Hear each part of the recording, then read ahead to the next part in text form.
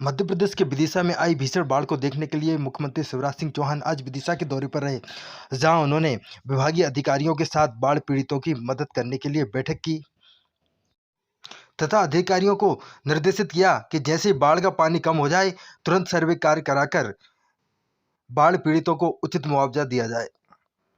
बैठक के बाद मुख्यमंत्री शिवराज सिंह चौहान ने बाढ़ पीड़ित इलाकों का दौरा किया।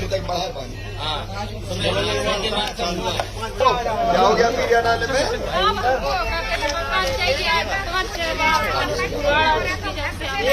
आज अभी बोलो डूब गया था, कहाँ है घर?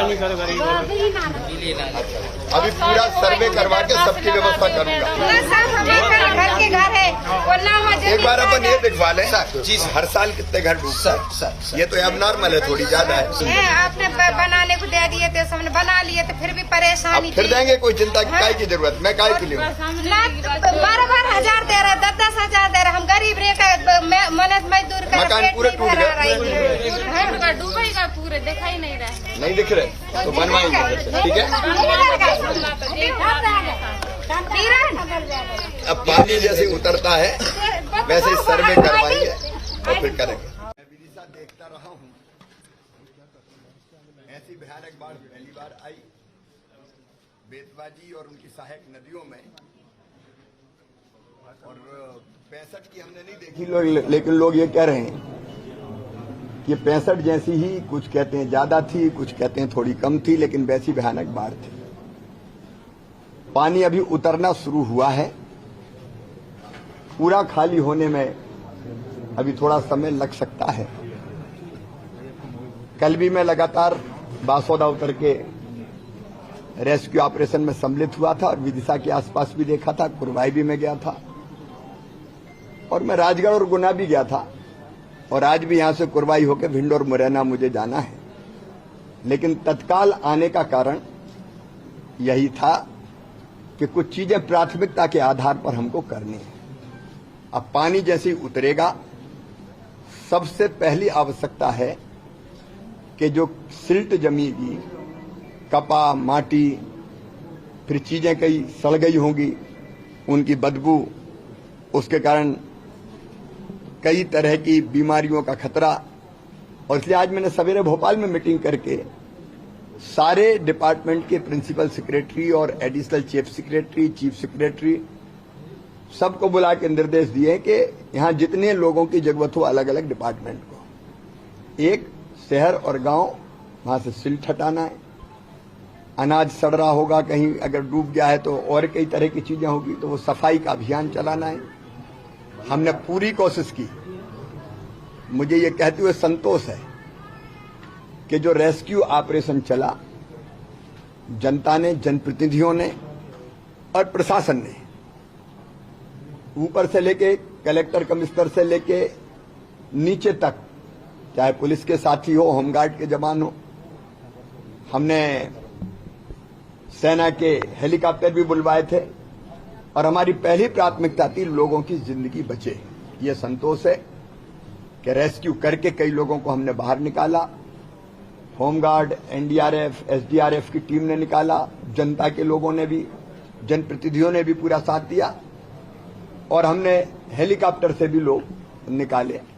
तो पहली प्राथमिकता थी लोगों की जान बचे, जिसमें मुझे एक बार बधाई देता हूं सब लोगों को, उन्होंने बहुत मेहनत से, और धन्यवाद देता हूं, आभार प्रकट करता हूं, मेहनत से काम किया, प्रशासन के लोगों ने भी, जनप्रतिनिधियों ने भी। अब पहली चीज सफाई, दूसरी चीज पेयजल की सप्लाई, क्योंकि हमारा जो पानी का फिल्टर प्लांट है वो पूरी तरह से क्षतिग्रस्त हुआ है, डूबा है। तो जैसे पानी उतरता है, टीमें लगा के ग्रामीण क्षेत्रों में भी नल जल योजनाएं बंद होगी, उनको चालू करवाना। फिर पानी का शुद्धिकरण के लिए जो अलग अलग दवाइयां डालते हैं वो डलवाना, ताकि बीमारी फैलने का खतरा ना हो। और उसके बाद बिजली की व्यवस्था को बहाल करना, क्योंकि बिजली को बहुत सावधानी से चालू करते हैं। अगर पानी में करंट आ गया तो फिर उससे जिंदगियां खतरे में पड़ती है, और इसलिए बिजली विभाग जुटेगा। पानी उतरते ही बिजली की व्यवस्था को ठीक करने में सब स्टेशन ट्रांसफार्मर डूब गए, खंभे गिर गए, कई तरह की चीजें हुई है।